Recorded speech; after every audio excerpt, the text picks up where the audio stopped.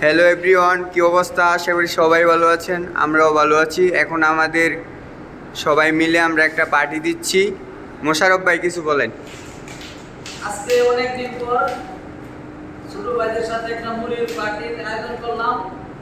আমাদের মুড়ির পার্টির মধ্যে আয়োজনের মধ্যে থাকছে প্রথমত মুড়ি, দ্বিতীয়ত ছোলা বুট, তৃতীয় চানাচুর আছে, সাথে সুস্বাদু টেস্টি ম্যাগি মশলা, কাঁচামরিচ, পেঁয়াজ, তেল আছে, ধনিয়া পাতা, এখন আছে সরিষার তেল, আর থাকবে হালকা লবণ।